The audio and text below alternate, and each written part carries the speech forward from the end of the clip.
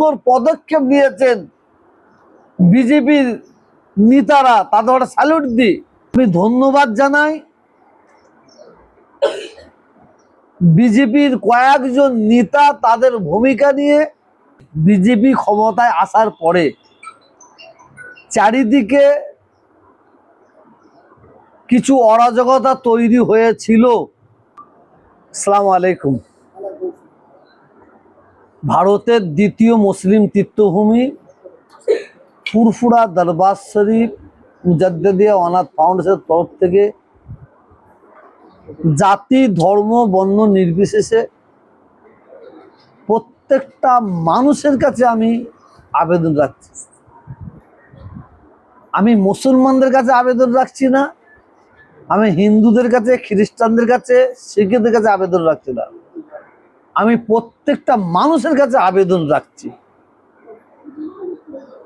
2026-এ BJP সরকার ক্ষমতায় এসেছে, মানুষ ভোট দিয়েছে, সেই রায়ে বিজেপি সরকার ক্ষমতায় এসেছে। একদল রাজনীতি নেতা বলবে জোর করে নিয়েছে, একদল রাজনীতি নেতা বলবে মানুষের ভোট এসেছে। এই ক্ষমতায় আসার পরে, বিজেপি ক্ষমতায় আসার পরে চারিদিকে কিছু অরাজকতা তৈরি হয়েছিল।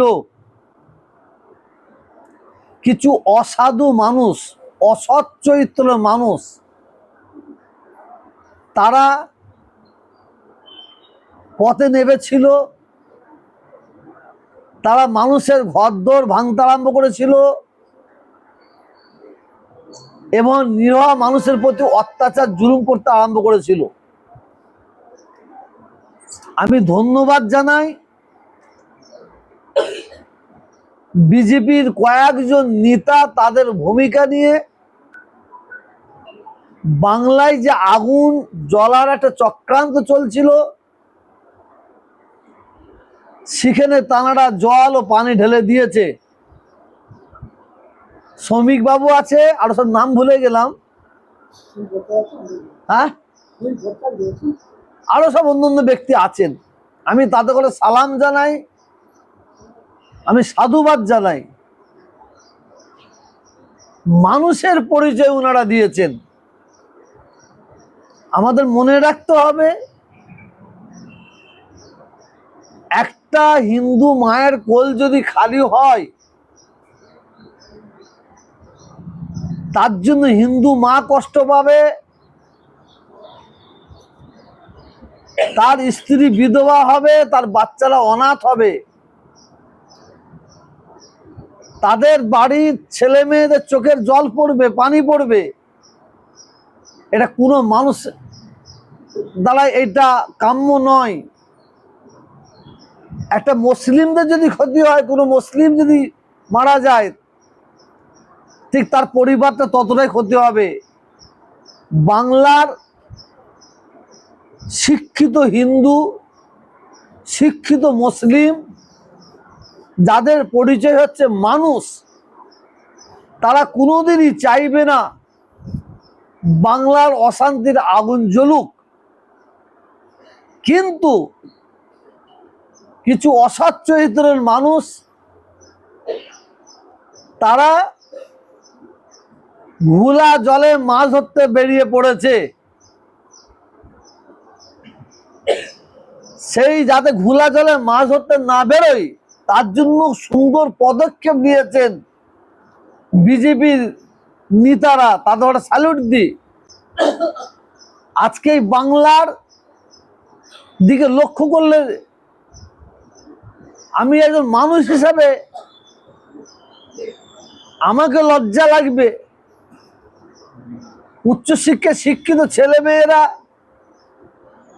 যারা জ্ঞানী, যারা বাংলাকে ভালোবাসে, বাংলার মানুষকে ভালোবাসে, তাদেরও লজ্জা লাগবে।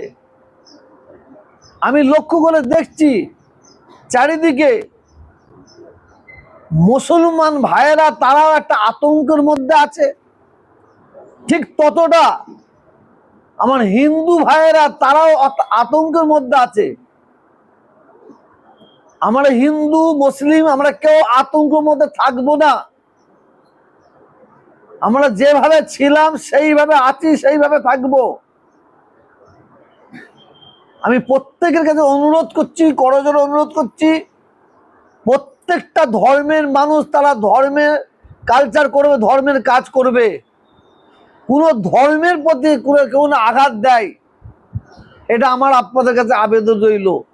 কারণ অসৎ চরিত্রের মানুষ তারা সব সময় চেষ্টা করবে এই বাংলার সম্প্রীতিকে নষ্ট করা, বাংলার ঐক্য ভ্রাতৃত্বকে নষ্ট করা। বাংলার ঐক্য সম্প্রীতি ভ্রাতৃত্ব ধরে রাখার দায়িত্ব বাংলার প্রত্যেকটা মানুষকে। আমি এই বলে আমার বক্তব্য শেষ করলাম।